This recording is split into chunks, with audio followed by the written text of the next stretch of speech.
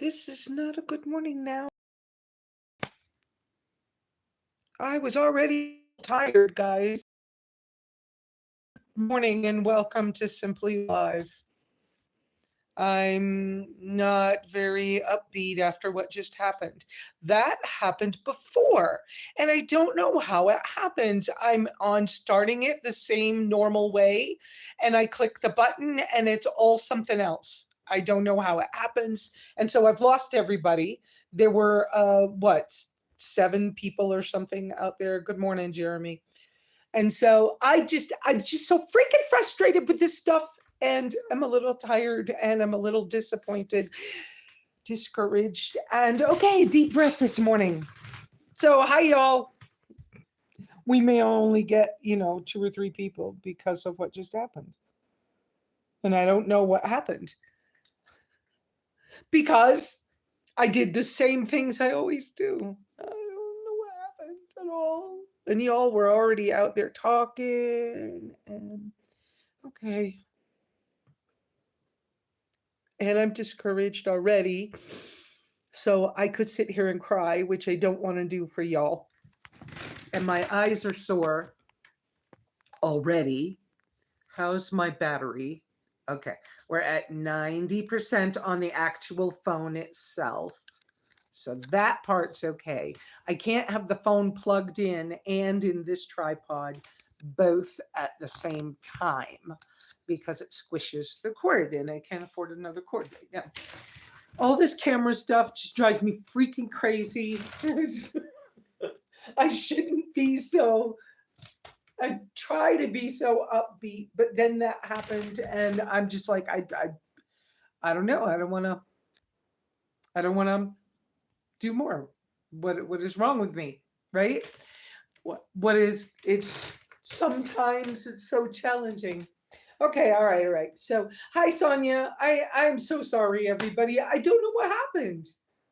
I guess you could hear me because Jeremy texted me that y'all could hear me, but you couldn't see me. And I got no idea what was going on. And I can't, I've tried to recreate that to try to solve it, and I don't know how it works. Okay, both of my battery packs are fully charged again. We have sunshine. You can probably see a little bit of sunshine. I am not in the same place as normal. I believe I probably the signal will be between 3 and 5 where I'm sitting in this corner, which you can only see so much of, right? And it's the reason I'm in a sleeveless shirt this morning. It's 76 degrees in here. There we go. I have been reorganizing and cleaning and things like, I'm telling on myself, but things like the bed's over there right now, which is okay. It's comfortable. But it's messy. I didn't make it. So, I'm telling on myself and all that kind of stuff.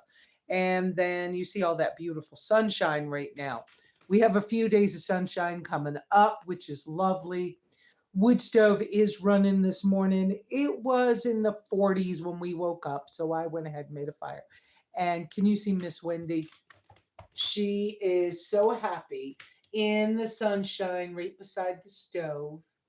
And it's funny that she decided, I know I'm trying to move this tripod thing carefully and not screw it up too much.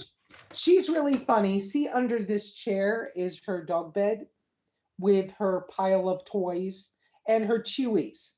Every time she eats, she takes her food in that little dog bed and sits down there to eat, which is so hilarious. So, anyways, that's what that's all about. Yeah, I have a little fan in here. That's that little Yuko candelier I was showing you guys before. Yep. And a cheap $1 fake plant. Okay, so that's that stuff. Getting over whatever happened. So what's it like being stuck where you can't leave? So boy, is my eye sore. I've been rubbing it and I've been trying not to rub it. And I tried to do things to make it look better for being on the film. And it didn't work very good. I did what I could though. I did my hair a little bit different.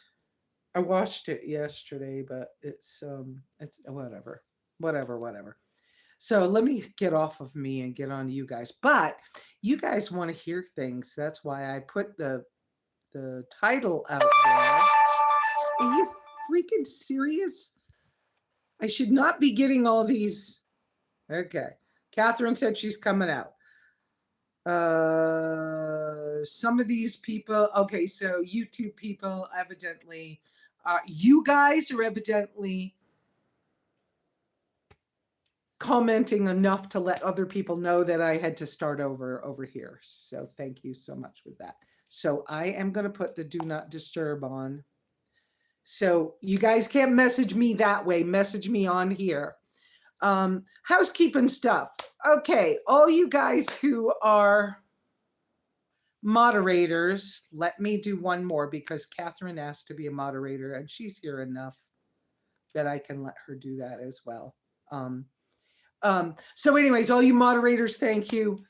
Thank you. If we have any trolls today, that was so hard on me the other week. I was already feeling, old and decrepit and whatever else. And then the troll stuff didn't help. And so y'all jump on that for me. If y'all brought questions with you, would you please put 3 up, which is my only contact with the outside world. And the neighbors were all excited for me to be back here, and they haven't even visited with me, so I don't know for sure that they would help me at all. But I'm just doing the best that I can. I have 2 cans of meat left here, and I have rice, and not much else. So I'll survive. And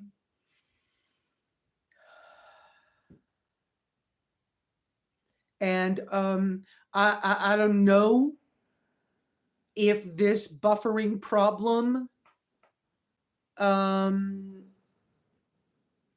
I took it off do not disturb. I see you, Beth. I took it off do not disturb. I have 5 bars of signal. It shouldn't be that. I have a battery of, well, it was 90 some odd percent. Now it's 80 some odd percent. But I could plug it back into a battery pack easy. But whatever. My phone company has told me that they are no longer going to support our free phones. And so I'm going to have to figure out a way. I don't know when. They didn't say when.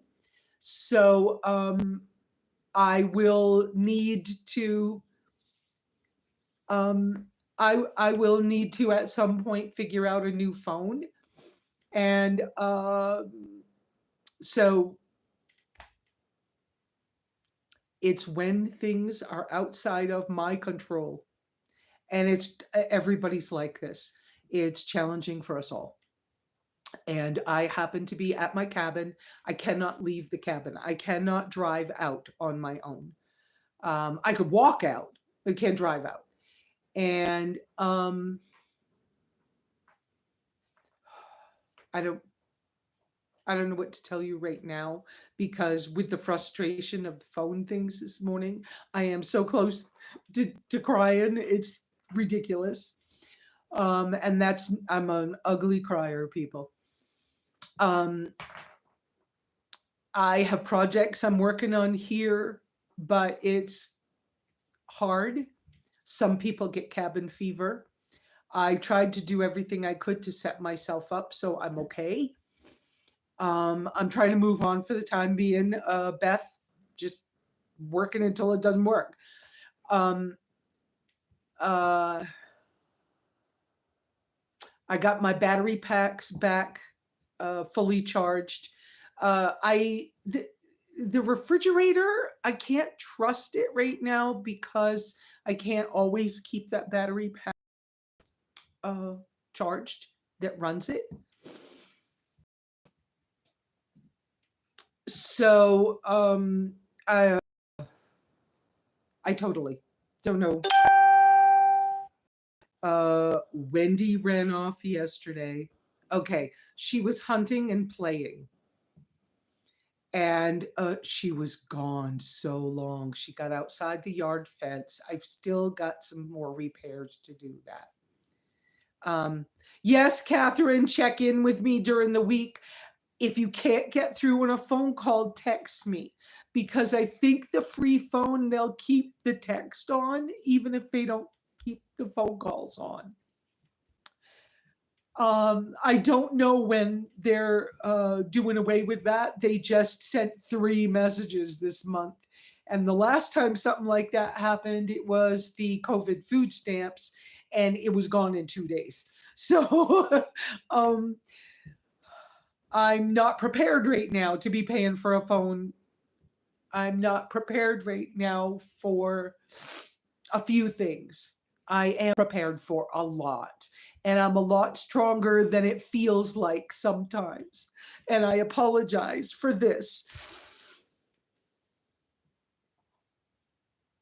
I remember, and probably my PTSD kicks up. I remember being stuck here 5 weeks with no phone, paralyzed. Still, I had Aussie back then. There was a lot of snow. And I was struggling with that little tiny cubic mini wood stove with the 3-inch stovepipe. That thing, I could not make that thing work. So, thank you guys. I am seeing your messages, and I'll try to look at them later.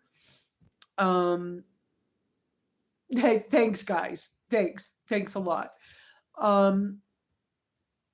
I thought about not coming out this morning. I was so discouraged with the situation, and I didn't know what would happen with the phone. But it has been confirmed for me by the neighbor. I went to gift them some. If you guys remember the kitchen cabinet I used to have here, I gifted it to them for their new kitchen. Their adult son, wife, and grandchild came to live with them, and they took delivery of 3 sheds to kind of live in. They made 1 into a kitchen and 2 into bedrooms. And so they could use that cabinet, and it was in my way. It wasn't serving me the way I am. And so I drove it down to them the other day, and it was confirmed by the neighbor. Don't even try going out with your car, Lesa. You are not going to make it. And even if it dries up in the next few days, Wednesday, we're getting another big storm with another large amount of snowfall possible, or rain. And the neighbor said, don't even try it, because he said, even if you get down in there, if you try to go out, I can't get you out of the ruts, and then none of us can get up the road. And I'm like, so I'm not going. I gave him, the things that you do, right? I gave him my bank card and my post office key. And I don't do that for everybody, just FYI. But it is something that you could do in the right situation if you trust the person enough. So I gave him my post office box key and my bank card in case he is out where he could get me some resupplies. But I really don't have that much money left in the bank. So I encouraged him to let me know, but he is so busy that he has forgotten to call me before. So I'll just try to keep up. But I have that habit of, if nobody has contacted me in a while, I don't want to pester them, so I won't call them. And I don't know how I deal with that right now. Probably need to. Yes, is the reason I can't get out the road in the weather. Yes, it is. Yeah, absolutely. The mud here, we have a combination of clay and sand, and the mud is incredible. The county maintained roads, they have actually graveled and they've crowned them better. We have really great ditches. They're much better than they used to be. I mean, 12 years ago when I was first here, there was no way. Hi, Donna Kay. Donna, I've been having a hard time this morning, and even a harder time because the live wasn't working. Um, so,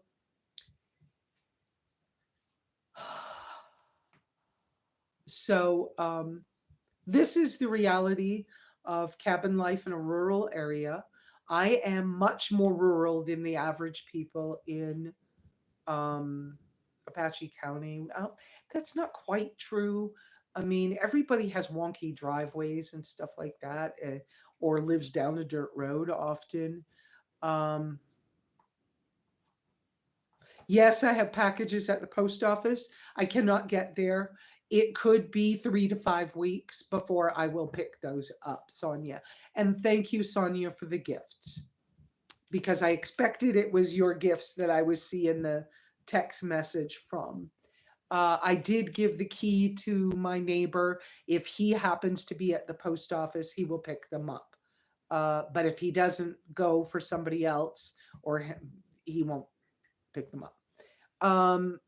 So let's see. Yeah. I'm not the only one that has these problems out here. Look, there are people who are way further off road than I am. Mojave Bohemian had told you all she's 22 miles from the pavement. I'm only 7 miles from the pavement, but my last 1.5 miles is tremendous.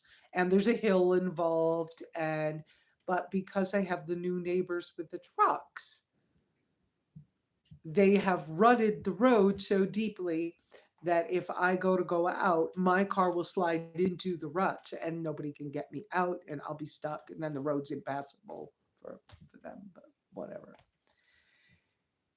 Um, I have enough wood. I can split it. My MS is still in remission. I'm walking. I'm capable. I'm doing some landscaping and yard work. I'm so glad I have Wendy and I'm not all by myself. That being completely alone stuff would have been worse. I need a cat. I need a barn cat. I need it like yesterday. I need it like whatever, but I don't know how I'm going to do a barn cat. This is why I normally travel during bad weather, during monsoon season and during the winter. I try to be gone because this is incredibly challenging alone. And as I age more, it's even more incredibly challenging. I guess because I have the PTSD from the year I was here and I couldn't keep the heat on, and it was hard. It was hard. Um, there you go, Donna. So I know other people go through this. It's not just me. I'm not the only person in the whole world. So it's another reason why this is a dry cabin and I don't have like running water and stuff like that. I am planning to get that stuff working now in this situation, but I still would have, uh, I still would be using the drain, not probably the water while it's super cold. But I mean, come on, lately it's been 45 and 50 during the day, which is why my solar is back, operational. But I don't trust the refrigerator on these warm days with the possibility of that going on and off. That's why when I was talking to Tiny GPS about solar, I'd like to this summer switch to a regular like sealed AGM or something, um, uh, for the cabin that would stay here on the cabin, so that I don't need to be concerned about that battery pack has automatic shutoffs and stuff. And so if I was to put that in the fridge and freezer mode attached to that battery pack, even with it being at 99%, there are times when it shuts itself off. And if I don't notice in about an hour, it's so small, it thaws out. Well, I am not trying to do that. So that's the end of that stuff. So let's see. Oh, the other day, Miss Wendy and I were out working in the yard. I actually use a Sierra saw. Some of you know it's a curved handsaw. Anyways, and I learned years ago. It's how I made the road passable for not only me but for the UPS truck over the last 12 years. Was I used a Sierra saw handsaw. Every time I would go out, I would spend a few minutes clearing or widening a little bigger spot by cutting branches. And there's a way on these shaggy bark junipers to cut the branches and pull on them a certain way and use leverage, and you can make these things come off. So I've been working on a couple of trees in my yard that were not in the best shape, and I was just going to trim them up, and then I realized that I want them gone. So I'm actually working on cutting a couple of trees down and trimming some other ones. Thank you guys for all coming out in spite of what's been happening. Hi, Joanne. So, thank you. I tried something different. I tried something different. Um, I needed something to do, and I don't have any knitting needles here or yarn. And if I had knitting needles or a crochet hook, which I've thought about carving one from a branch, and I might carve one so I can have something to do. And then I've got a few plastic bags here, and I could make plarn, and I don't know, but I've been thinking about it. So because I want something else to do, an inside thing to do because well, now yesterday was Sabbath, and so I just kind of didn't get out of my pajamas all day and drank a lot of hot water and coffee and whatever. Um,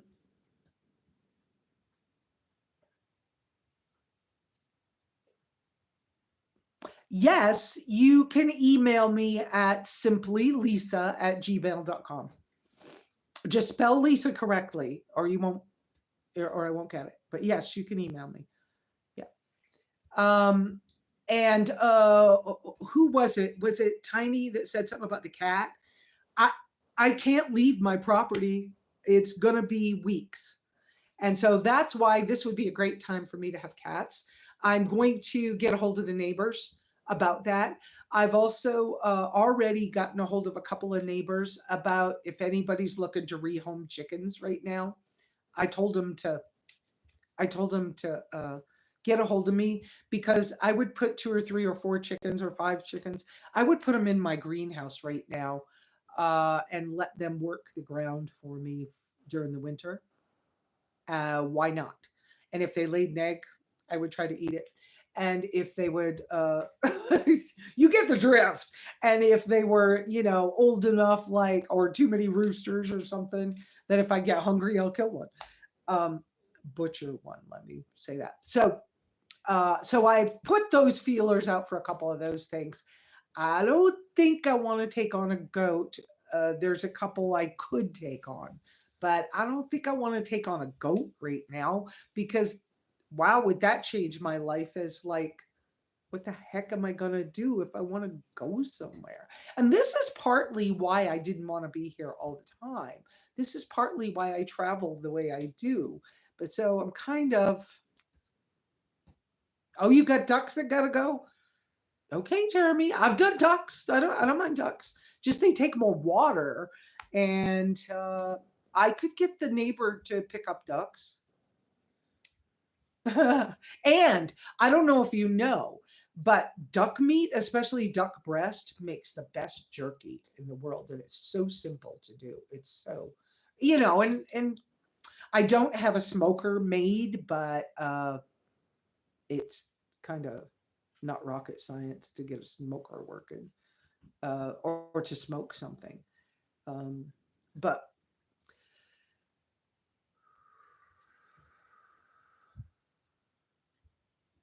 oh, I agree with you with ducks. Totally agree with you. And I don't want to raise ducks. People are, everybody's different. You know, Mike from Boss Customs up there in Nevada, where I broke down, they love the ducks. That's why I was making them a duck pond. And some people do, but it's not necessarily mine. And duck eggs are great for baking. They really fluff things up. That's true. And for people who are allergic to eggs, often duck eggs are less allergic, especially if they're raised, naturally raised. And the yolk is better, evidently. So I'm surprised we're staying on the connection so long right now, guys. I'm nervous about it a little bit, but hey, Jeremy, if you want to butcher ducks, I've got experience. It's a pain in the neck, not like I really want to, but if I need to. Um, just right now I can't leave.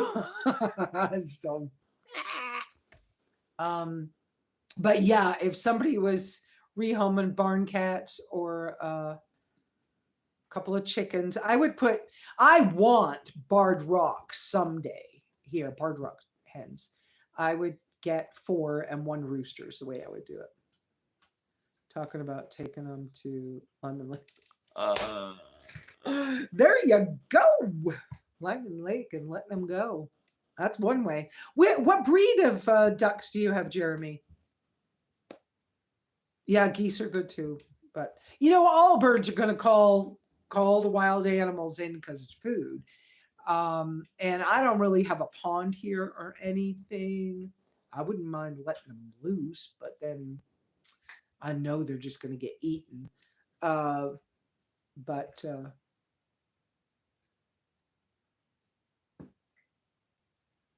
yes, I have been around goats in my lifetime and sheep. And I have partial fences, but goats are a pain in the butt. You are absolutely right. And big goats, a little different. But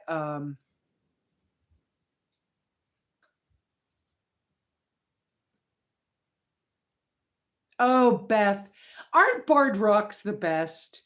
They're heavy duty. They're great family birds. They're just good birds. I just love barred rocks. So Jeremy's saying I forgot, people don't see all the comments when they replay. So Jeremy's saying he has three different kinds. One is white, two are goofy, tall, little black ones. The tall black ones are probably Dutch runners and mallards. Yeah, mallards are a whole other thing. Yeah, and they have very different personalities. Yeah. There you go. You had over 300 in New Hampshire. There you go. I just think barred rocks are the bomb as far the homestead chicken. I know that younger people who are just starting their homesteading now, they tend to get, like my neighbors did, they tend to do a whole mess of research and they get, oh crap, what are those birds called? Uh, oh,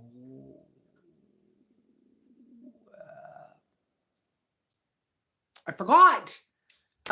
They tend to get those younger.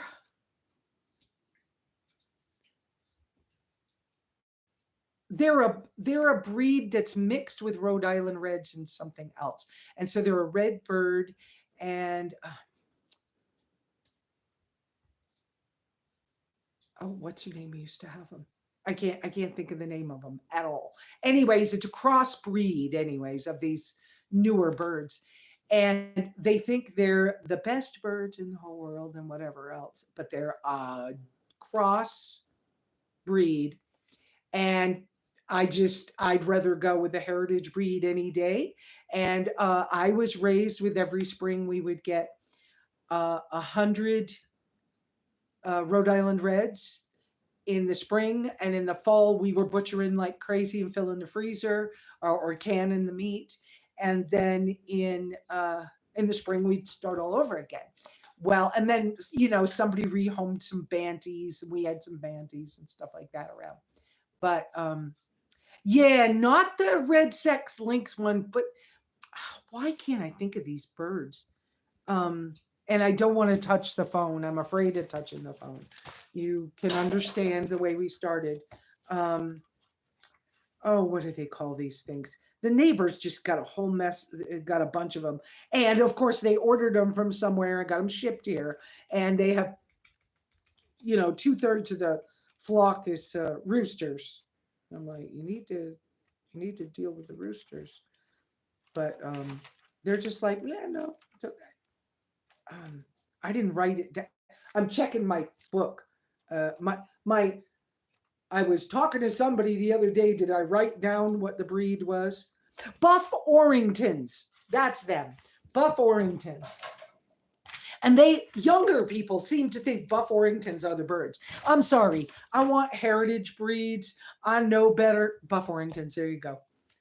Um, but I would much rather deal with barred rocks.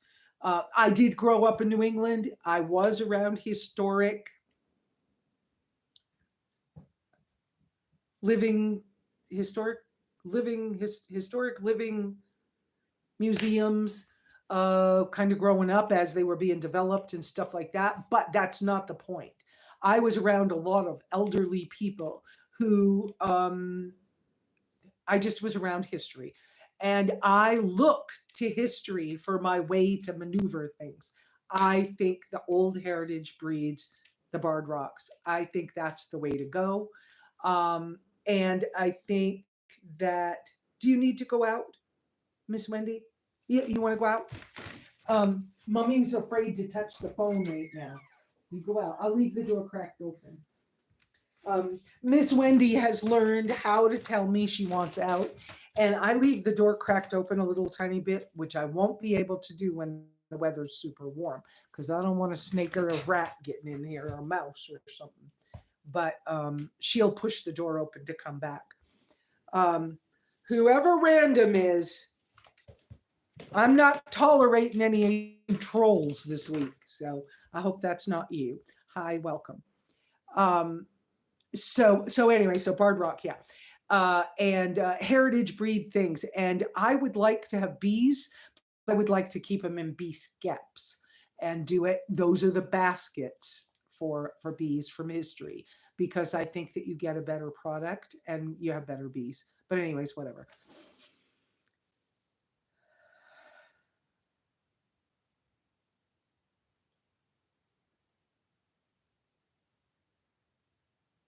Jeremy's saying that he really wanted the a pair of mallard ducks, but he said that those birds don't like him.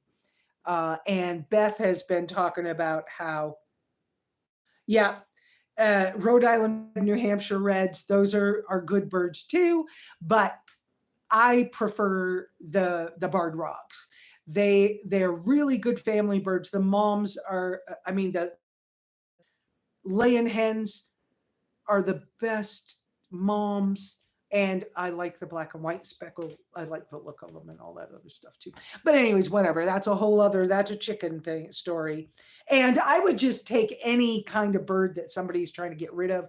If somebody's, oh my God, again, they moved out here and this has been their first winter and they're going, oh my God, I can't handle this. This is crazy. And I already have chickens. I would just take a few and stick them in there and let them do their thing, and then turn them into food when the time's right.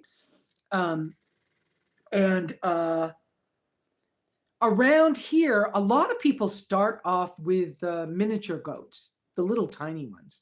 And I don't know how a miniature goat would be or a whatever would be up on the res, which is only a mile away. There, folks are raising sheep, and I would spin wool. I love drop spindle. I don't have tons of practice with it. I love knitting. I love the lanolin on my fingers. Um, and if you can get a milking sheep, which I don't know what breed that is, I haven't done the research on it, but I'm not allergic to sheep's milk and stuff. And that would be lovely. But man, I wouldn't be able to go to Baja and do trips. And I don't know, I could be gone a weekend or I could be gone a couple of weeks, but I haven't decided if that's what's happening for me. Right now, I've thought about getting my butt out of here and going to town and finding a way to stay in town for a few weeks so that I don't have to be so alone. Um, and then I've been like, yeah, but I really can't do that right now because that's one of the reasons I'm home is I need to get the money to go get my tracker somehow or to have Mike finish fixing it or something. I don't. And I just I just am like, I don't know what I'm doing. I know what I'm doing, but I kind of don't know what I'm doing. And, I had somebody talking to me online the other day about how their life is changing and they've decided they no longer want to be associated with nomads and that they now have decided, based on watching me all year, along with some other things that have happened in their life as well. They feel like they're being led to get back into on society. So eventually they're going to sell their property up in Williams that they put a cabin on. Well, they put a on that they're going to sell that and eventually. But in the meantime, they're going to get a travel trailer and they're going to go work in an oil field for a little while to earn some money in Texas. And then they're going to start moving on toward perhaps being in and DJing like they used to. And so older guy with a traumatic brain injury, TBI, and had a stroke. But that's the direction he feels led. So in the conversation with him, of course, I'm evaluating my own listening to his. I don't feel a certain direction being given to me right now. But one of the reasons I keep this land is in my family unit, blood family unit, there's been a lot of bad talk about me over the years and in my ex-husband's family and all of that. Lots of bad conversations about Lesa being a horrible person. And so I think it's interesting that out of all of those people and all of them who had jobs, making money, had property, had stuff, um, my ex-husband talked about what he was gonna inherit the house from his parents and he was gonna, leave a certain amount to my son and my daughter and inheritances and talk like that and all that kind of stuff. My kids aren't getting anything from anybody. It's not happening. And I thought at one point, how cool would it be for me, who's been talked so bad about, to be able to actually leave my children something. And so I am in communication with both of them.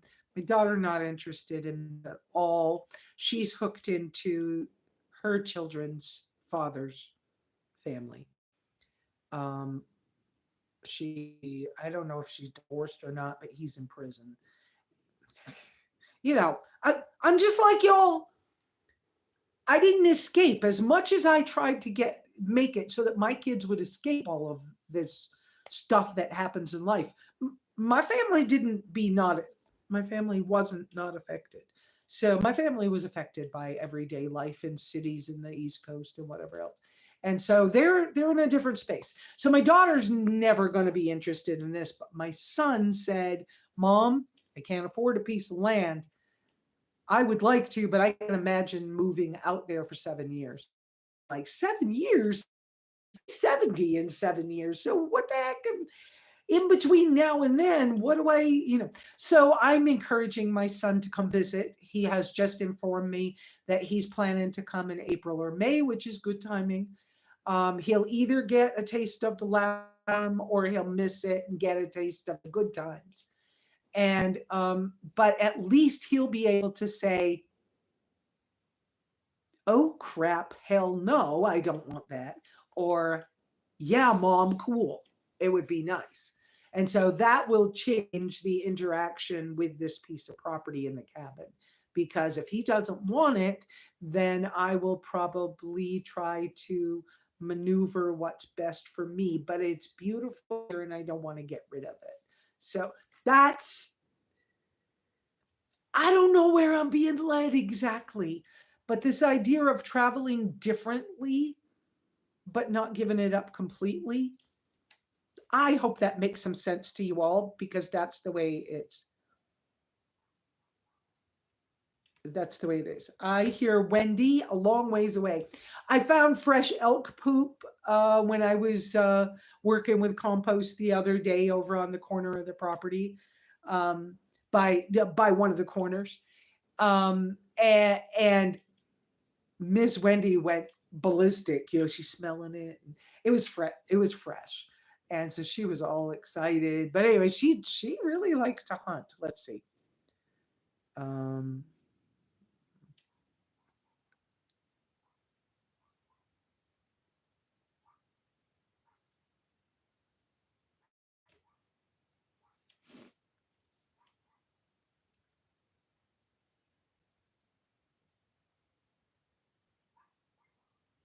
yeah, Jeremy. I'm gonna have to go call Wendy. I think. Um,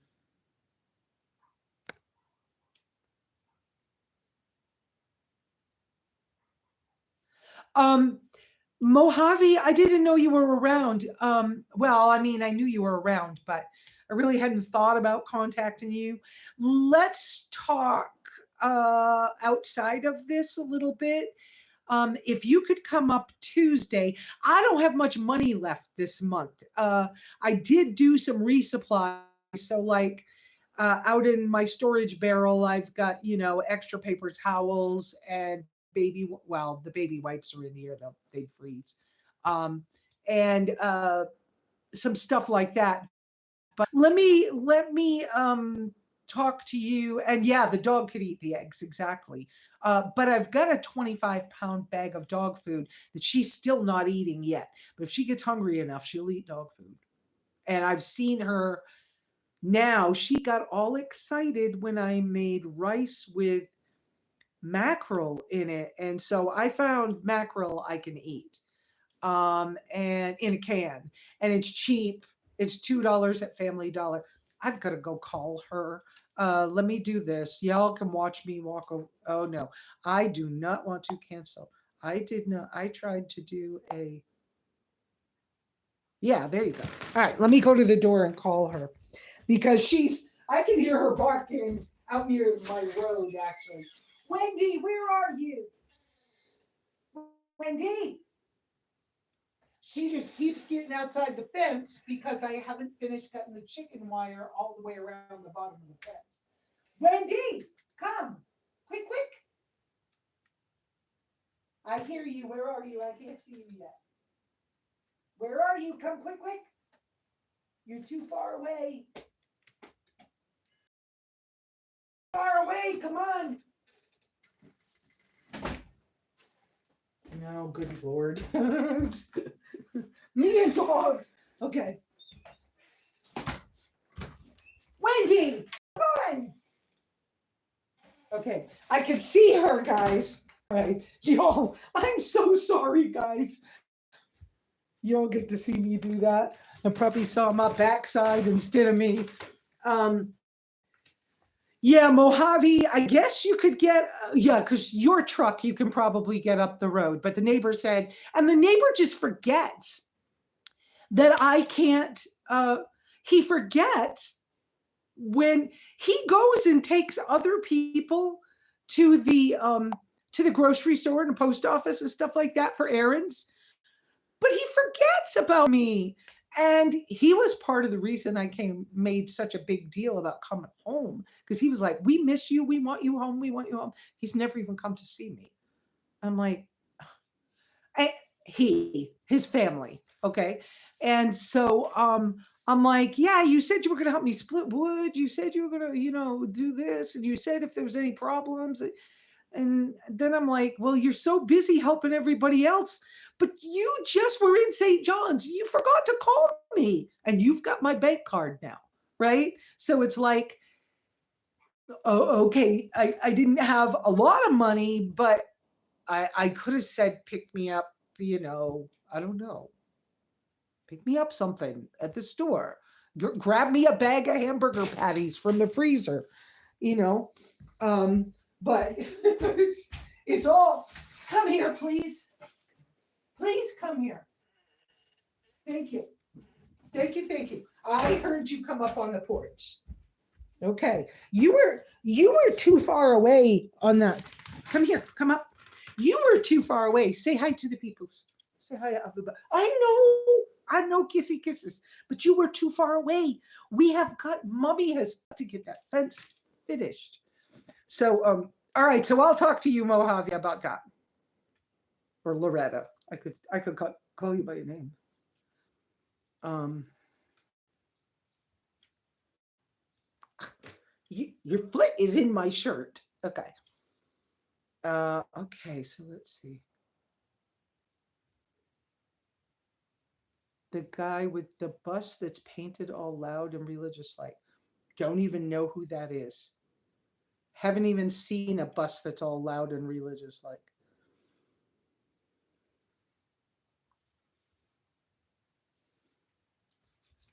Oh, okay. What is that?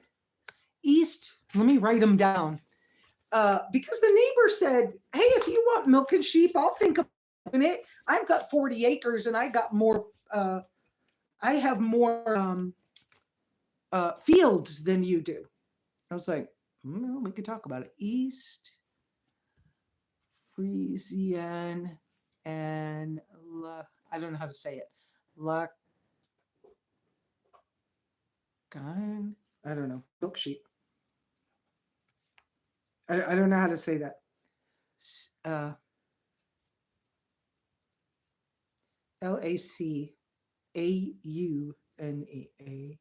Laune. I did write it. Okay, milk sheep. Okay. Um. Yeah, and my family had sheep, but I don't know what kind. For wool, and my mother had a 6 foot, no, 8 foot weaving loom in the house in Virginia. Um, and so yeah, I did too. We spun the wool. Mom didn't like to spin, but we spun it, we dyed it, we wove it. But I like the hands on a little more. Um, yeah, and my family had for goats they had Nubians, which are the high fat, high butter fat milk goats. But the last ones, we killed. Yeah, we butchered a number of them, but the last couple of them, Dad's last Judy was the name of one of his Nubian goat. The last one, he was like, I'm burying her. I ain't going through the butchering process. She's been my friend, you know. And then I don't remember the name of the last couple of sheep, but he did the same thing with the last couple of sheep. He just buried them when they got old. Um, you know what I mean? They died. He let them age out and die. Um,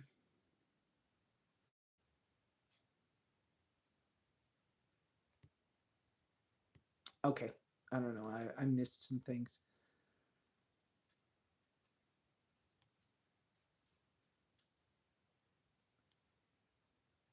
It's perfectly sane.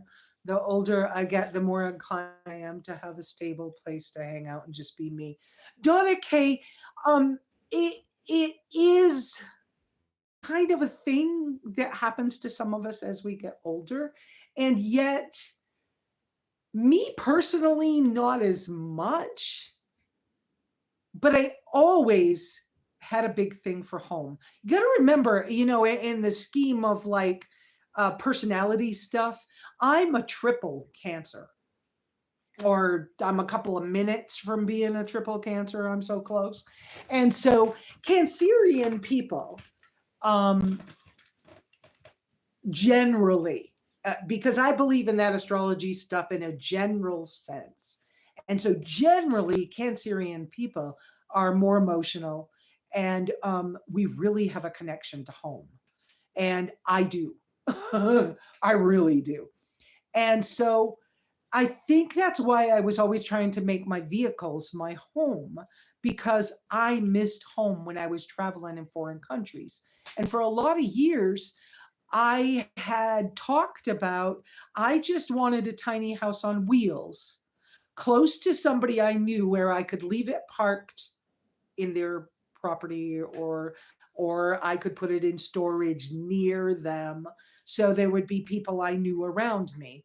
And then I would buy a lot or rent a lot, like an RV. Okay, so originally I was talking about doing it in Maine because my family was from Maine. And up in the lakes region, I had a sister. We were talking about me buying a lot at the lake and then either storing my tiny house on wheels, like built on a trailer, either at her house and letting her use it for a guest bedroom, or putting it in storage, and then about 3 or 4 months of the year going and having it taken over to the lake to my lot, and setting up and coming and visiting there and then being gone the rest of the time. That was how I wanted to maneuver life. And I still kind of could see that, but I can't see that with this. And yet I like this place and I don't want to let it go. And I don't all the way understand. I have talked to a couple of people about selling it. And when I have considered that, not as a real consideration, I was like, well, if I sell it to you, I want camping rights the rest of my life. I want to come here whenever I want to come here. And yeah. Joanne, I have a beautiful view of the White Mountains. Absolutely. Um, and that's from my ridge, because I own the top of the ridge and down into the canyon. Yes, I do. So thank you. I know you've never been here, but yes. So this idea, though, of being older, single, female, low income.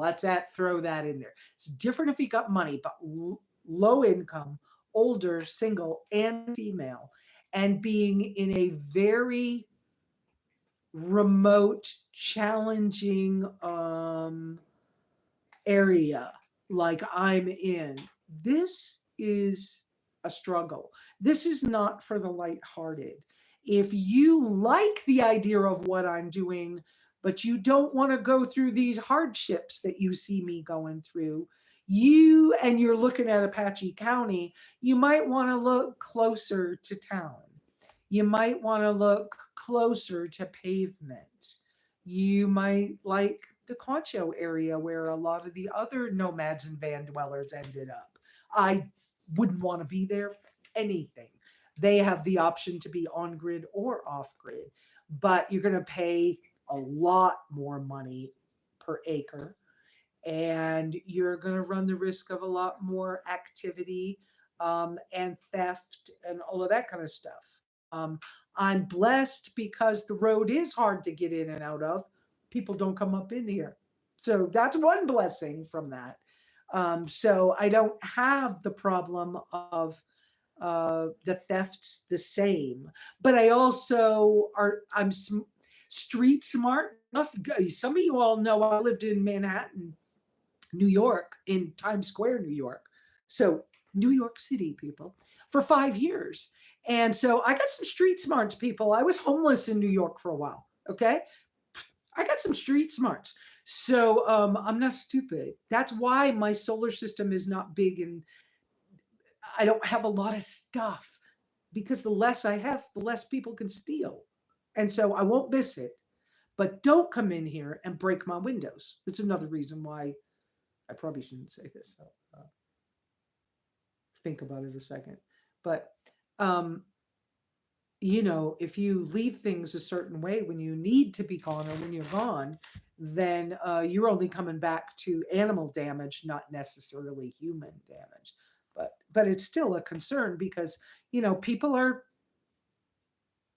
that nice. So let's see. Fur babies take priority over YouTube. Yes, they do. Thank you for understanding that, Beth. And I was talking to you as I walked away. I don't know what you got to see.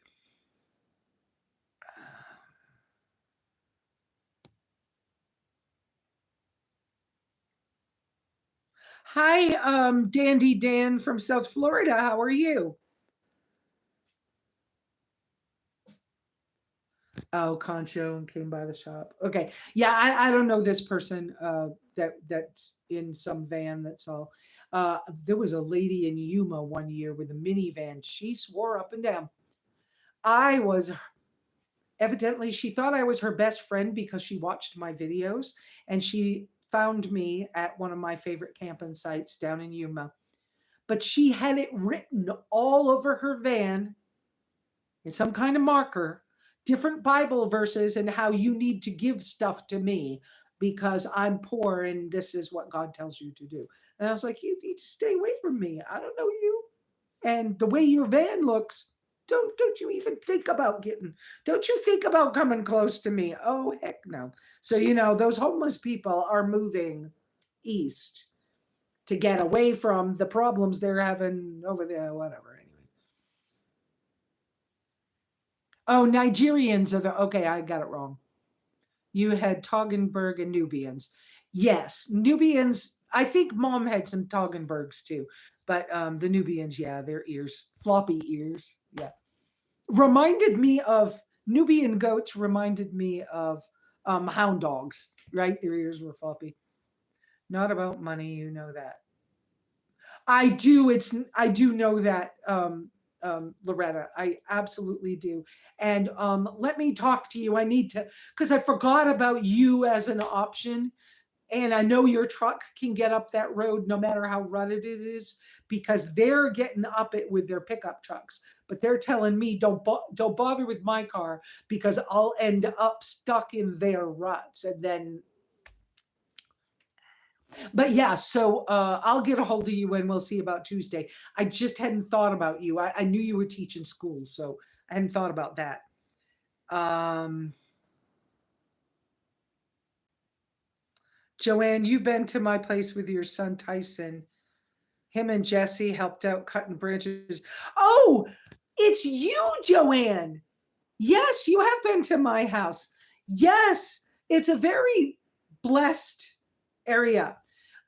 So Joanne Beeks, can I tell on you? I hope it's okay. Joanne is native.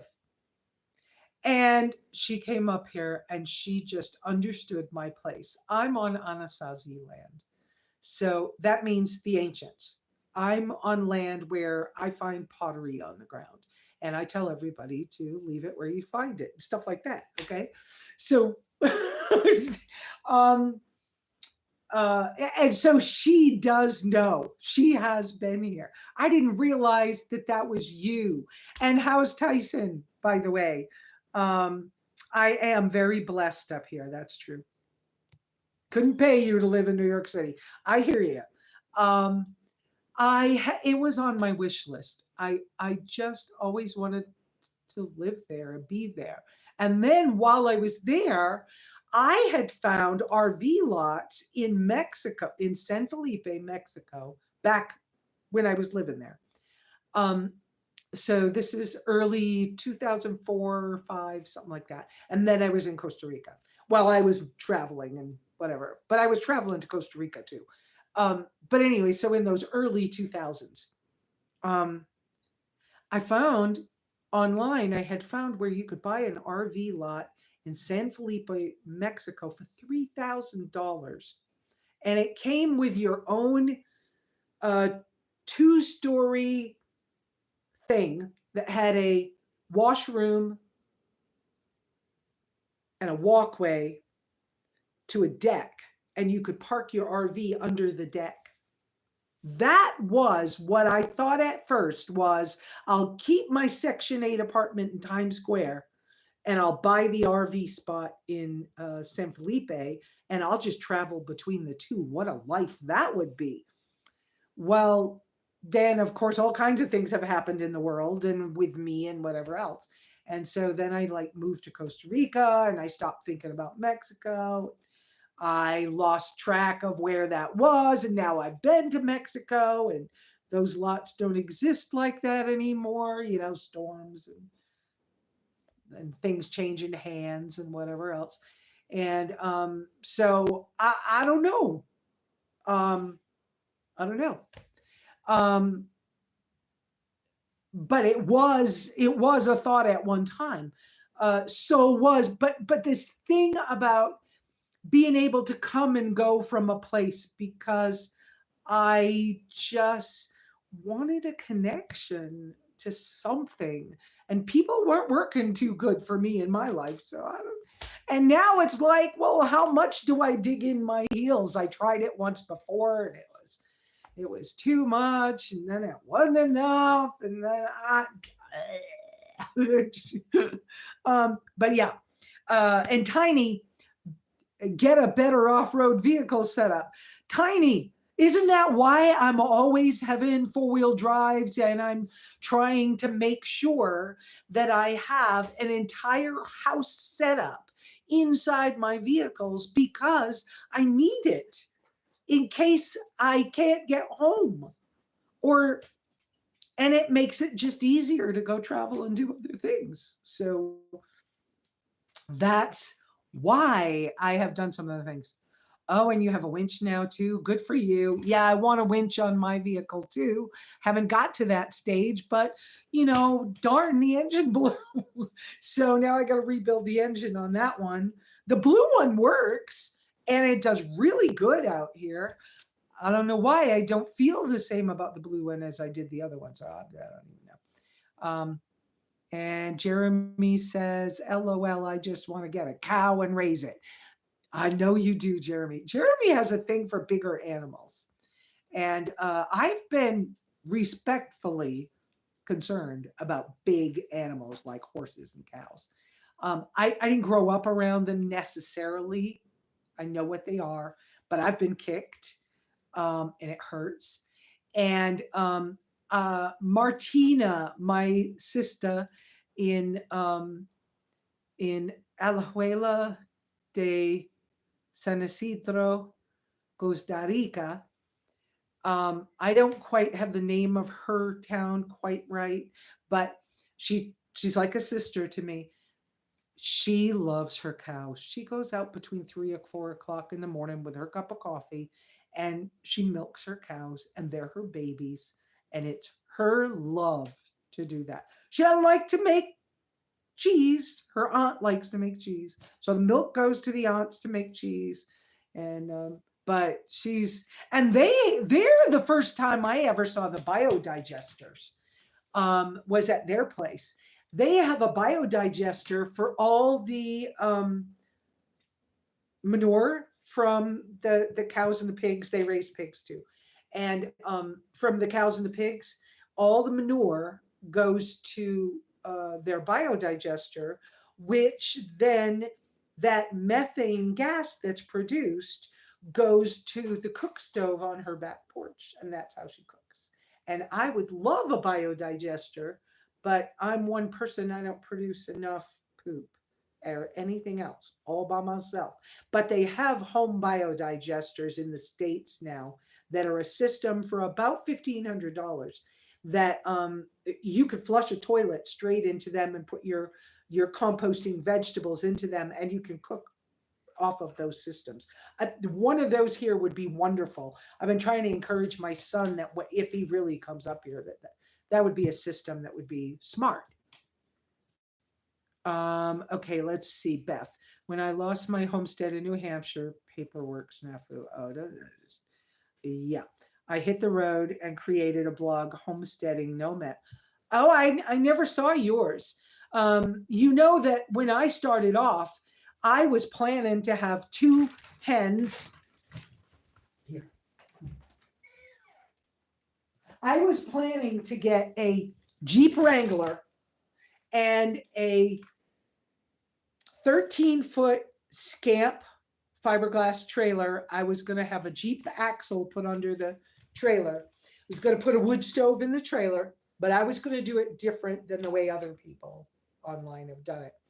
And I was going to, on the tongue, on the yeah, on the tongue of the trailer, I was going to do a greenhouse um, that would be protected from wind when you were driving, and then when you would stop you would uncover so it wouldn't like cook the vegetables.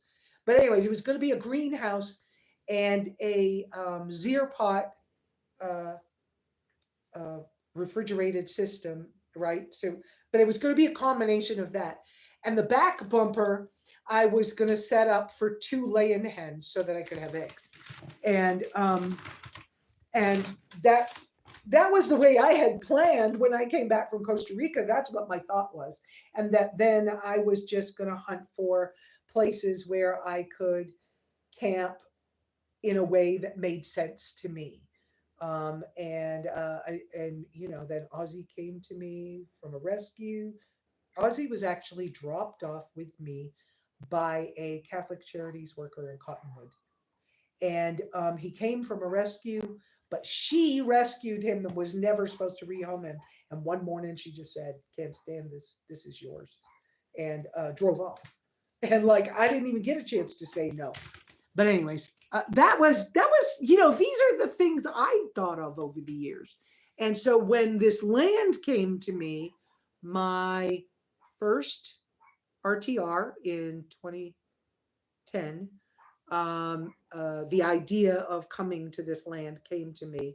And then in 2011, it was pushed a little harder. And then in 2012 or 13, I don't remember, I came up here. And then over time, I bought half of this property from the person. So, not take all, what is this back here? I just want to get a cow and raise it. When I lost my homestead, I hit the road. Yep. I didn't know about your homestead and nomads. That would have been cool to see. Maybe I should look it up. That would not take a whole lot of work to install. No, it wouldn't. As far as the biodigester thing.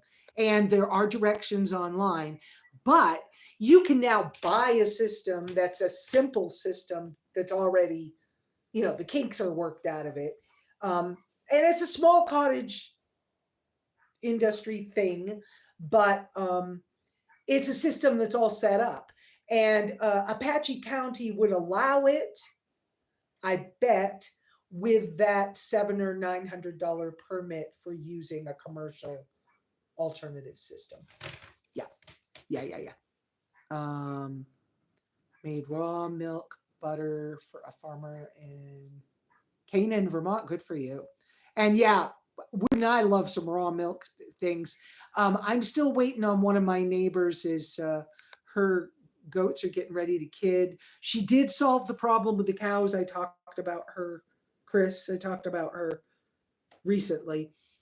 She did solve the problem with the rancher. The rancher is evidently really nice and worked with her. Her goats are secure.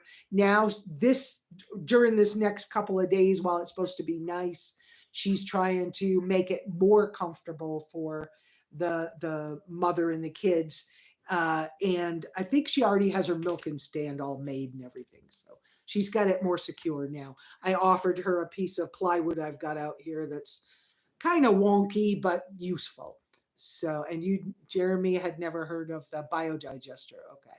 Yeah. You had Pyrenees, hens, rooster, garden, and buckets broke down outside in Albany, got thrown in a homeless shelter. They took everything.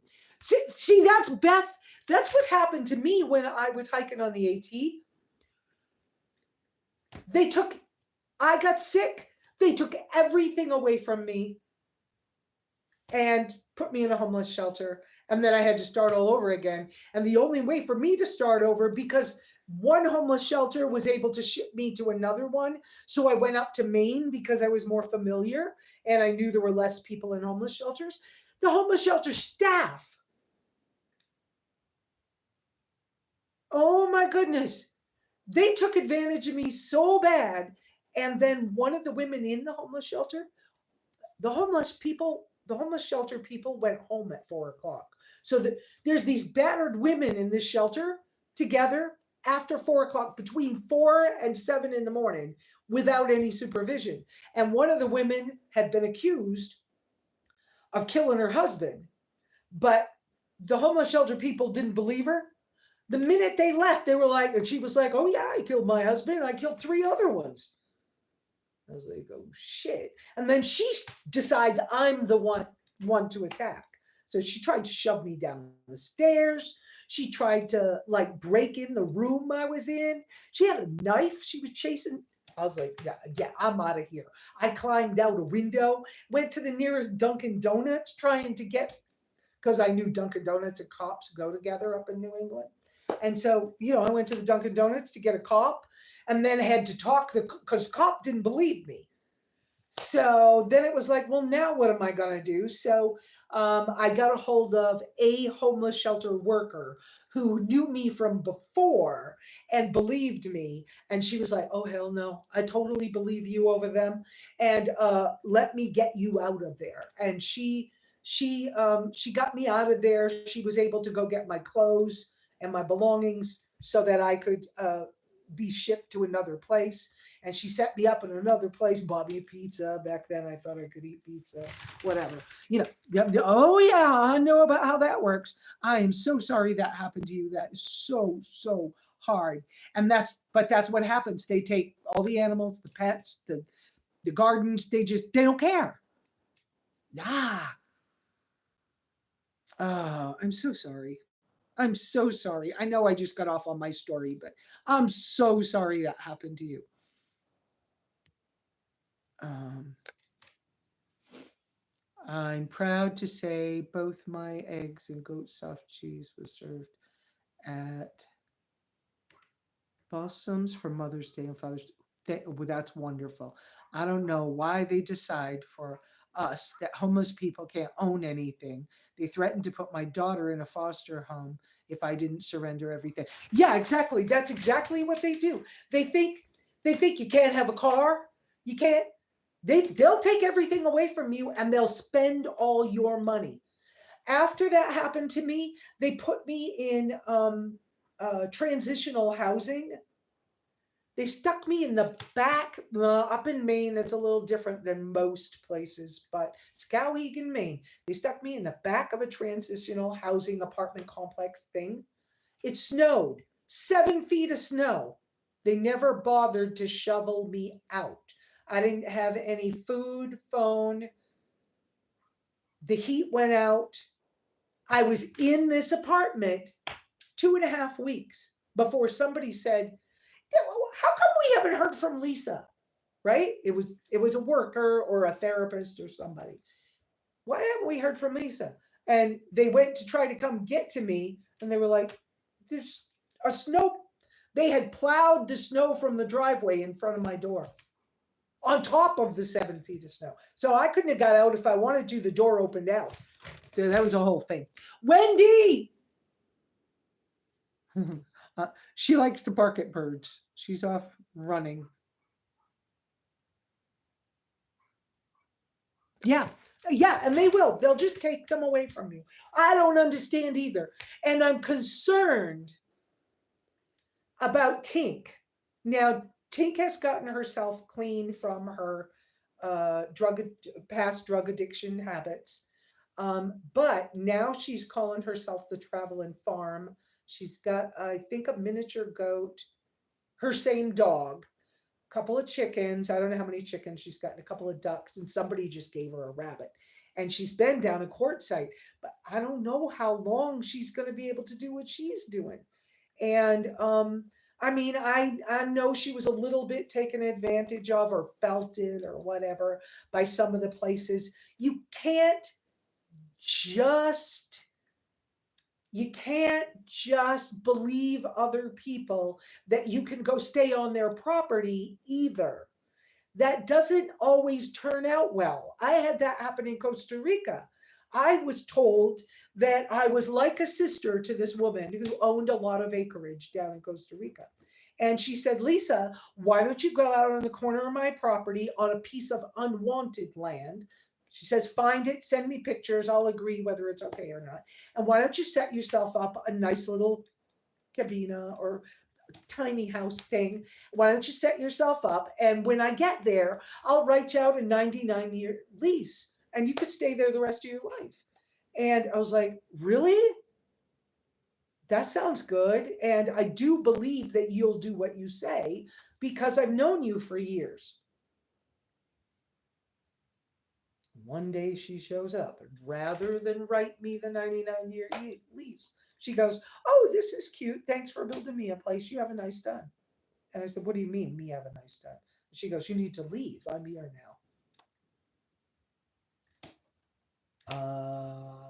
So there went all my work. I built a thatched roof cabina with and I planted over 100 pineapple plants. I had pheasant chicken cross between pheasant and chicken that came and found me, but they were having babies, and so I had chickens. And I'd moved the big boa constrictors, and I'd fought the animals, and I'd gone down to the spring, and we had piped the spring water up so that I had spring water straight to the outdoor kitchen with and I had a garden wall planted. I have pictures of all this stuff. I just sometimes I start to think about writing or showing these pictures, and then I just go, I don't know how, because I get sad behind it because that was another dream that got yanked out from under me. And how much do I do? And that's how I feel here because my back patio, oh, I'm afraid to touch this phone. My back patio out that window. That, see where that post is? That post right there that holds up that back part of the roof. You see this all up here. That's the south side. All winter, between those two posts, I've thought about doing a salad wall again. I know that sounds a little bizarre, but basically what I did in Costa Rica, I had bamboo. So I got nice big bamboos and I cut them and I hollowed out the nodes, and then I filled them with earth, and I planted lettuce and chives and stuff. And so it was a long trough. And I've thought about doing the same thing right there between those two posts because it's on the south side. And if I just, in the winter, just put some polycarbonate, then or enclose that, then that would be a nice warm room. And so, yeah, yeah. So, uh, but I've already done those things and had those dreams dashed, had the rug pulled out from under me how many times? How many more times do I want to do that? I just don't. That's why I was saying when I was in Nevada and I'm digging the duck pond for Mike and his family because it will help them, and because he was hauling a lot of buckets of water often, every couple of days, and I was like, once he gets his pond going, whatever. But I'm like, you know, how many duck ponds do I want to dig for somebody else that I don't get to use myself? How much of my energy at 65 now, how much of my energy do I want to put into other people's stuff? I don't I don't want to do it the same anymore because I've done so much. And I'm tired of doing it for other people. It's like all the stuff I do online. Somebody's getting paid for it, but I'm not. I shouldn't say not never, but I get about 3 checks a year from YouTube. because I don't work it like that, right? But I'm afraid of losing my Social Security check. And because they'll take that away from you, just like they'll take away your cars and stuff. And so, so I get about 3 checks a year, and I could be getting like serious checks, but I'm not. Um, 3 checks a year, and this year I got one. Usually they're around $100. This year I got one that was $240. That was a big deal. It's part of how I got the blue car fixed so that I could get home. And yeah, I'm blessed. I feel like this was a good move coming home because at least I'm here. Being stuck here, I'm a little more comfortable. I do have access, like Loretta, Mojave Bohemian. Slow down. If I slow down, I can say it. I forgot. She would actually come up. She would help. The neighbor, if I would pester him, he would help. But he's so busy helping other people. I don't want to pester him. I feel bad. You know. But there's so much I can do for myself, and I don't feel like I'm giving away me all the time, giving me away. But I just, I if you want to have a home base in the future, don't necessarily, as a low income single woman, don't necessarily choose the place that's a long ways from pavement. It might not be the best decision for you. Make sure you check out what you're thinking about doing well. Um, yes, I want to get together and camp with you guys at some point, but it will be when I'm able to leave here, and maybe just do a weekend away or something. I don't know the answer. Um,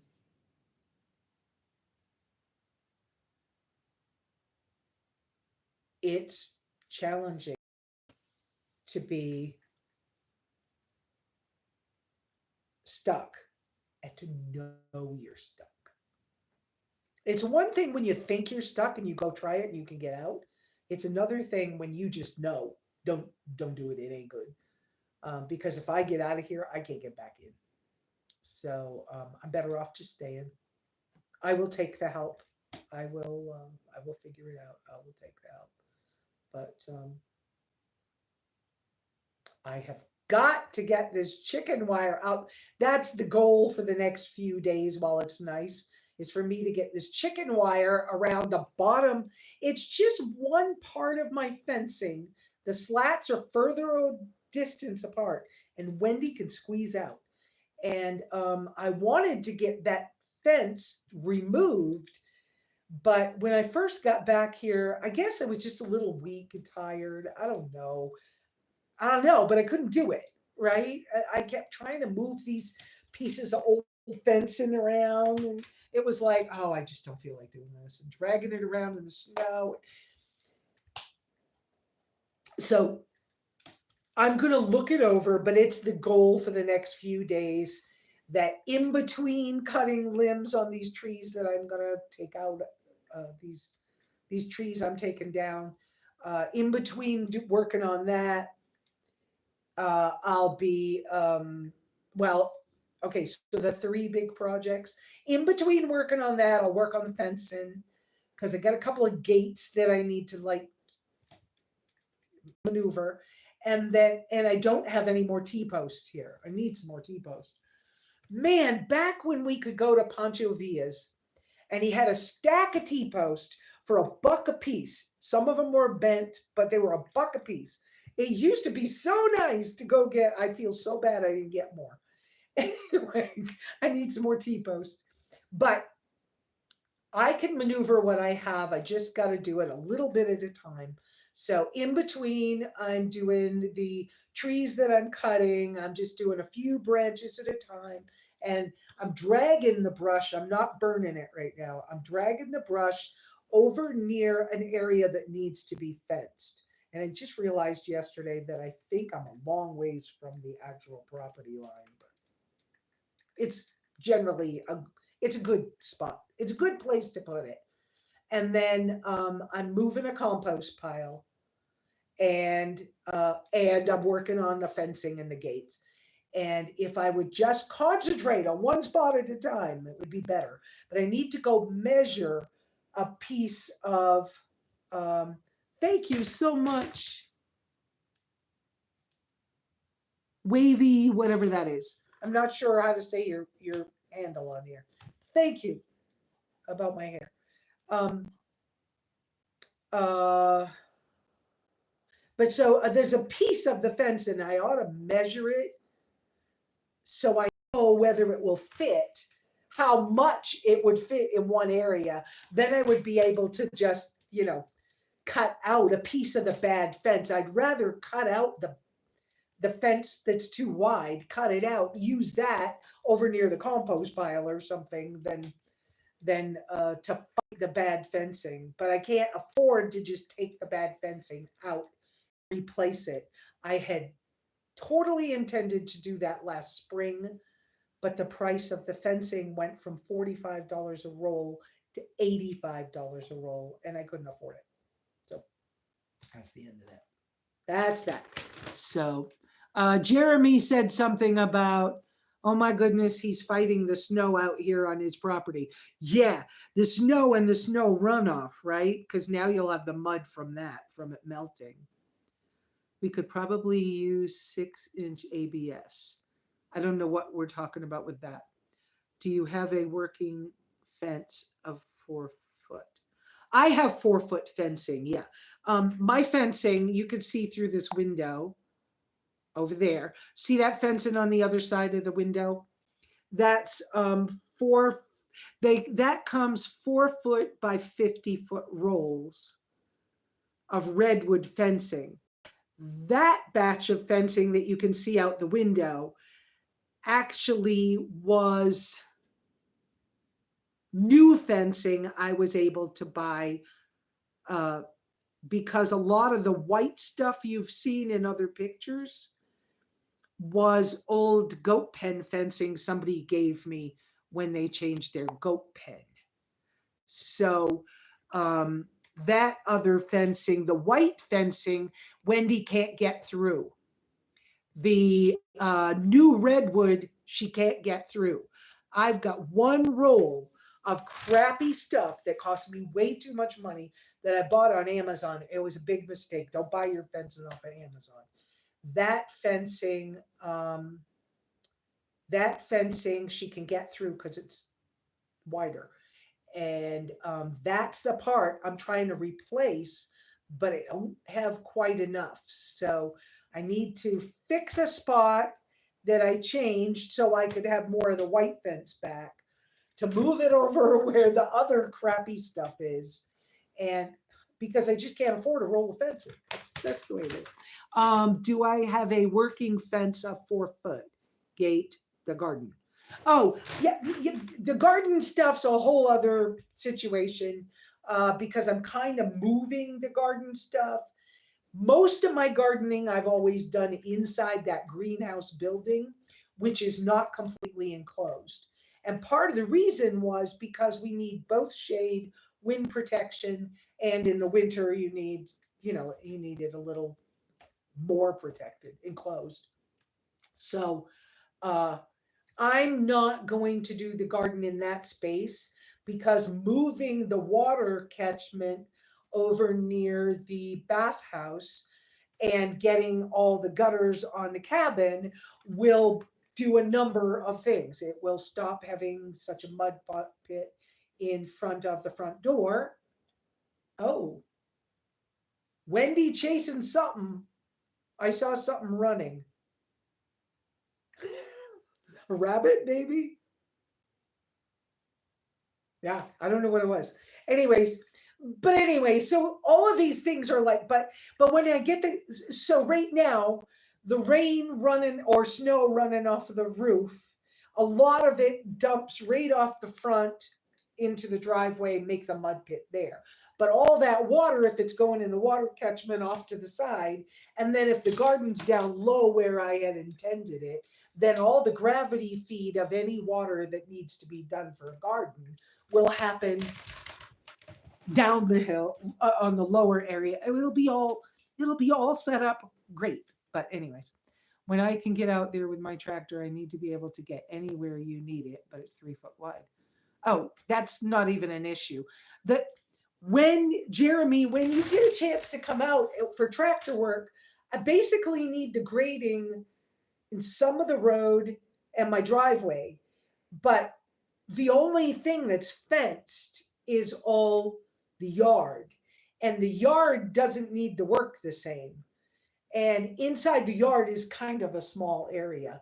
And uh, I have made the fences into the walkway fences into the yard are mostly 3 feet.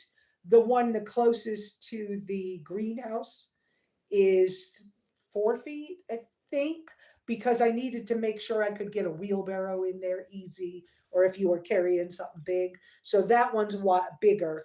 And I always make a place where you can unhook from a fence, from a T-post, to open up an area if you need to get a truck in. That's something I just always do. So to access, if and when we ever deal with your tractor, it's a whole other thing. I don't think you don't really have a good sense yet, Jeremy, because you haven't been out here. But once you have, you'll get it. You'll understand. Most of the tractor work needs to be done. It's the grading, the driveway stuff right now.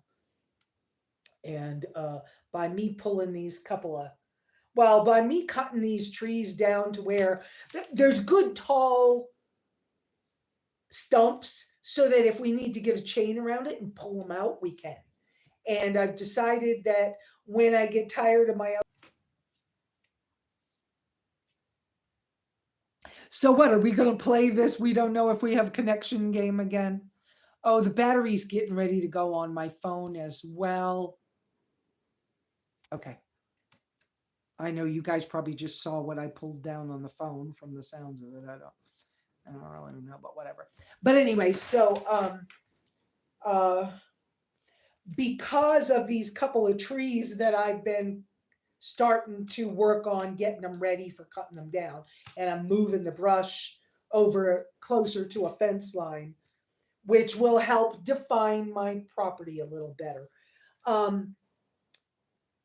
That's changing my ideas about the bathhouse, the water catchment, and I might even, in between my other projects, I might even go ahead and start to make the pylons for 2 more IBC totes, because I'd like to have a total of 3 IBC totes here for rain catchment. How the piping gets, how the gutters and the piping gets over there, whole other thing.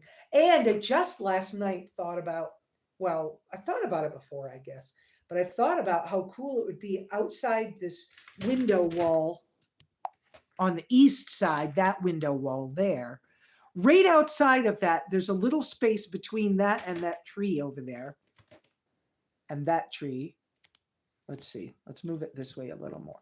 See, between the window and the tree, the hammock and the that's my Sabbath chill out hammock spot, right, with the green rug. That's a few feet away. Anyways, in between the two of those things is a space big enough, and it's low. I'm thinking about just paving it and then enclosing it with like polycarbonate, the clear roofing stuff, and then maybe finding if I can find an old clawfoot bathtub, and put an old clawfoot bathtub out there and let some rainwater, go to a small barrel there. That might be a nice spot for soaking tub. That might be nice for a bathtub or for kind of my bathroom, right? I don't know, but it would be kind of open, yes, but like I don't have neighbors. And I could put, I think it would be just, don't you think that would be great, Beth, for a spot? And some of you people, now I'm tongue in cheek going to say this. Some of you people, I'm very particular about who can know where my property is and how y'all get here. And so some of you will be probably by personal invitation, I'm not sure, but we may be able to do some camping here because I don't mind that, but we got to go at it carefully. We got to protect me. This is my spot for me, but we'll work toward that. And when Jeremy brings the tractor up, there are a couple of spots I would like to level up that make good camp spots.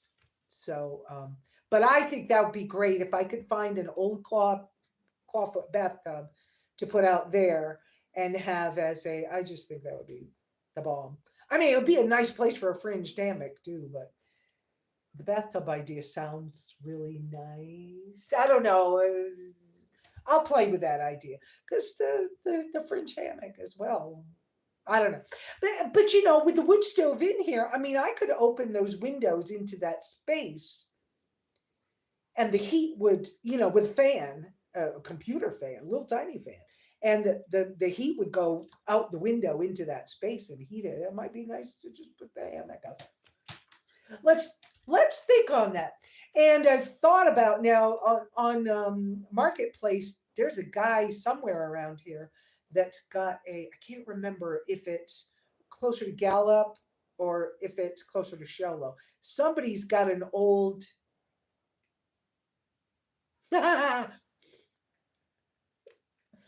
Okay, that's a comment.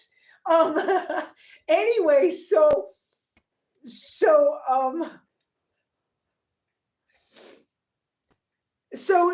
somebody on Facebook Marketplace has got an old Franklin fireplace. I'm not sure he's got all the legs for it, but he only wants like right around 150 bucks. I would love to put that out here on the patio so that when the patio gets enclosed as a screened in porch, that can be the outdoor kitchen, and to have a Franklin fireplace and a couple rocking chairs out there as the kitchen. I mean, because I'll cook in the fireplace. I know for some of you guys that's a little weird, but for me it's not. Now I wouldn't mind, you know, putting a little sink and um, a and a what's it called? And to have the if we were to do the biodigester so that then because I'm allergic to propane but I'm not allergic to the methane, so if I could have the methane gas stove and a deeper, you know, a kitchen sink out off the side as well, wouldn't that be nice? And in the winter I would just have rolled down like clear plastic curtains for the winter or something to you know, I don't know, something. Look into which thing you're interested, Jeremy. The tub or the tub, the hammock, or the Franklin fireplace. I want the Franklin fireplace. You know, Mikey in St. John's used to have one in his backyard. I kept trying to get that thing away from him and he wouldn't let me have it, wouldn't let me have it. And I couldn't pick it up by myself because it was cast iron, right? And finally, one of the last times I went back to his place, I was like, can I get it yet? And he goes, yeah, you can have it. And I was like, okay. So we went looking. It wasn't there. I guess it was gone. The stove. I still want to set up a national woodland. Oh, yeah, yeah, yeah. Okay. Yes, I will. I will look at.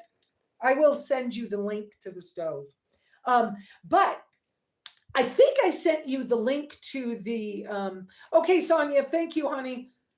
And Donna Kay, I'm going to get ready and go myself because I'm tired and all the stress this morning. But I feel better after talking to y'all, with y'all.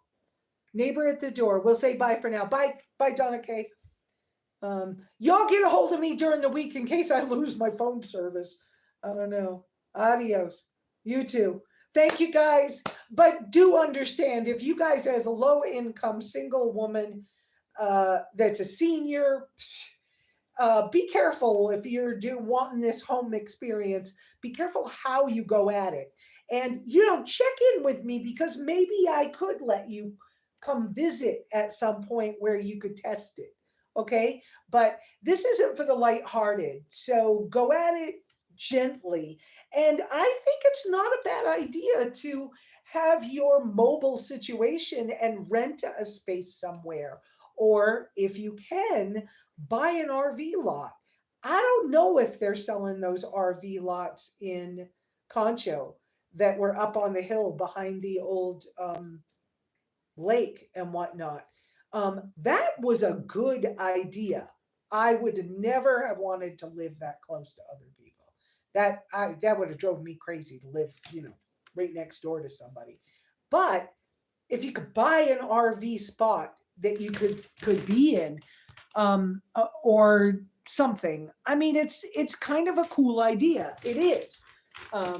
But for me, there are times when I wish I could just go, like this kind of time when I know there's another storm coming. And so the potential is that I could be here. In my history, I have been here up to 5 weeks and not able to leave. So the potential is for me to be here anything from 3 to 5 weeks and not be able to get out on my own. Now, with a couple of friends with these bigger trucks and the neighbor, maybe it won't be as bad. Years ago, it was horrible. But the potential for 5 weeks not being able to get in and out, you got to be really well stocked, supplied, and you got to have your your attitude's got to be good for you to be able to survive that, because this is hard. It's not easy. You sit here, you think about too many things, then you go outside and you work on something, and then you go, oh, okay, I'm all right, I got this, and then you come back in and you go, oh crap, that other thing I didn't fix yet. Right? There's too many. Sometimes there's too many things. So yeah. Okay. I think we're gonna let you go. Um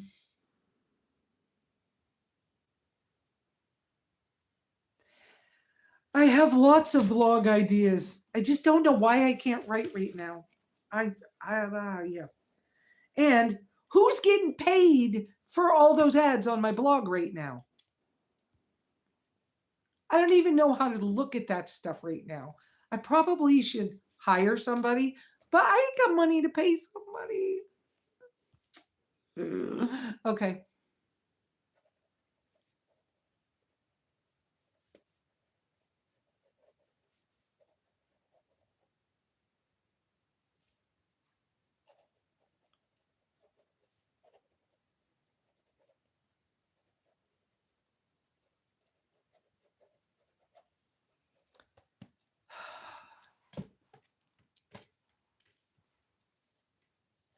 Oh, you'd edit them, Beth? Well, maybe we should talk more. RVing is great, but when the main vehicle breaks down, you could have stuck. Yeah, that's what happened. I told you guys about my first thing when I first was out on, like, after my first RTRs. I figured out I didn't like driving a van. I just don't like that big a vehicle. It's me. I don't know what. And I always wanted a Wrangler. So I had figured out I wanted the Wrangler. I wanted a 13-foot Scamp. I wanted to change the axle on the Scamp to be a Jeep axle. So all the spare tires were the same and the ground clearance and whatever else. And then I was going to put the wood stove well, back then I had gotten the Heatmate alcohol stove heater. That was first going to be my first heat source, and then when it went, I was going to do the look for a message from Homesteading Nomads. Okay.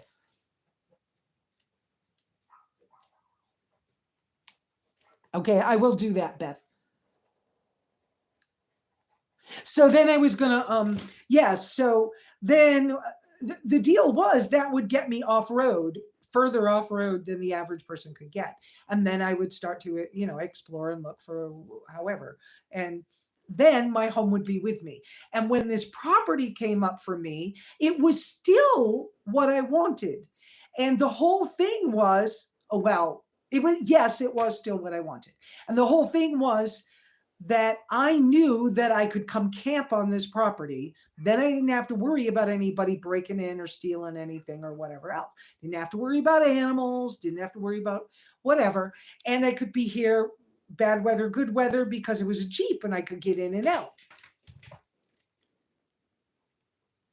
And um, then I knew that if anything happened to me, if I got sick, I got older, whatever, a fiberglass camper, they don't see them the same as age wise as they do with other RVs. So I knew that they would let you into an RV park even if it was 10 years old or older. And so I figured I could go from, if I got sick, I could just, if I couldn't handle it myself to tow it, I could have somebody tow me down to an RV park and put me in an RV park. And I could afford that. And I'd be hooked up to whatever. Or if winter was too bad, I could get to the RV park and I could be okay. And so that was my plan. When, after I got the property, and well, after I had the 13-foot scamp and the van broke down, then I had to sell the scamp to fix the van because the van was the one with the engine. And so I did that. And then it was like, well, how can I ever afford another RV scamp? I don't see how I can afford that. So then then the van broke down, then the vehicle breaks down, then the other vehicle breaks down, and then it was like, okay, so then the 4-door Jeeps were a big deal. And I was like, ooh, when I saw my first 4-door Jeep with an Ursa Minor top on it, I was like, okay, now I don't need 2 vehicles. Now I can do it with 1 vehicle if I could get one of those. Well, I can't afford one of those. And then there was the back paralyzed. You can't shift a stick anymore. And I'm like, oh, on Insta. Got you. Look for Homesteading Nomads on Instagram. I will. Because I'm over on Instagram too. Yes, I will look for that. And that will be Beth. Okay. So then I was like, okay, but now I don't need the 2 separate vehicles. So I run less risk, but I never thought about if the engine went. So when I got because the Cherokee didn't work, I was setting the Cherokee up to do that. Cherokee just cost me so freaking much money, and it didn't work, and it got me stuck, and it didn't. But it was my attempt at a Jeep, and I was like, okay, well now I put so much money into trying all these things. I'm so sick of this freaking thing, and then COVID, right? And so I was like, I give up. I was like, maybe I'll put a carport up on the property so that no matter what vehicle I have, I can get out of the weather a little better. Okay, so I started off putting up I was gonna put up a carport, and then the guy showed up to help me with the carport, and he says, wait, I want your carport. I'll build you a cabin if you'll give me the carport. And I was like, okay, but this is what I want. I want like this thing I saw at Home Depot. It's not very fancy. It's not very big. It doesn't cost very much. And I looked into buying it from Home Depot because on the wall at Home Depot, it said it was $3,000 and it would cost $70 a month. But then, of course, when you call the company, oh no, that one, the way it sits there is $20,000 and it's going to be, it's going to be $400 a month. And we can't get to you for another 6 months. And I was like, well, crap. So I show the guy the picture. He's like, oh, I can build that. You go buy the supplies. Here's what you need. Well, he gives me this incomplete list. And I go shopping with a neighbor from here that I don't know. Go to Home Depot, order the stuff, and the guy just says, but you want this floor in, put that floor in it. Oh, and you want this stuff and put that in. Oh, and you need this. Oh, and now the semi will bring it for you for free because now you've got it over $3,000. Well, before you know it, it's $5,500. The semi is going to bring it to me. And this has grown into this thing and the guy says, well, I'll have it up in about 3 weeks. And I'm like, okay, that sounds reasonable to me. My family was in construction. I know you could put up a little thing within a short amount of time. But then I also bought the flooring, the beadboard paneling, and the insulation. And I was like, if you really could get it up in 3 weeks, well, at least we can get that stuff out of the weather. And then I can finish it as I can afford to do it. And then, yes, during that time, Stan got me into the white exploder. Yeah. Oh, no. No, you're saying, and then after COVID, then yes, Stan got me into the white tracker. Yes. And the white tracker, I was like, yes, I can afford this one. It's like a Jeep, but not a Jeep. But I can afford this. I can afford the gas to run it. I can afford the repairs. I can go somewhere. I can do something. It's not a 4-door Wrangler. It's not going to pull a big heavy thing, but I can do this. It's enough like a Jeep that I can do this. And in between, the cabin got built first, but then, so now it's like I'm regrouping, rethinking all this stuff. And it's like, I still want to go and I want to stay. And I don't quite know how this looks. But right up until I started like deep cleaning the mess that's on the floor in the middle of the floor, the choosing to say, okay, yeah, that kitchen cabinet was a make do because this wasn't exactly what I wanted. I wasn't planning to do this. The bed frame was not exactly what I wanted. The guy that built it, I told him it had to fit that mattress and I had to be able to fit 3 plano boxes underneath of it. Well, the mattress hangs off 4 inches and you can't get the plano boxes under it at all. So it's not doing what I wanted it to do. So yeah, so the white tracker is enough like a Jeep that I got excited. And when I found out I could sleep in it, then it's like, okay, now I can have the best of both worlds. I just don't quite know how to maneuver this yet. And so I was just continuing with the teaching classes and telling other low-income, single, older female and people who are alone or not alone. Oh crap. That message that just came in, wait a minute, just made me notice that I have to get the phone put on the charger or, okay. I don't know if I'll lose you. The battery is so dead, almost dead. So let me sit on the bed over here and hold the phone because we're almost done. But so all of these things have led me to where I'm at. But now it's like I'm cleaning up from all those That almost was what I wanted. That was almost what I wanted. This was the thing that worked so good when I was doing that. I loved that blah, blah, blah, but this isn't working, right? So I love my little white tracker because it is Jeep like and I can afford it when it's right. And right now, this glitch of the old vehicle's engine when we got to rebuild it so I can be back on the road, it's a little bit of a thing. And yet, it's not impossible. It's just a lot of mental work, reevaluating, checking myself for what is it I really want, going through this stuff and going, wait, the simplicity of this. Why I'm starting to go through the books up here too. Why is that book even here? Oh yeah, remember that alcoholic guy that was here and was pushing me to do blah blah blah? He wanted those books on the shelf. He thought that was important for this cabin. That wasn't me. So yeah. So I'm kind of simplifying. Yes, God put the blue one here to get me home.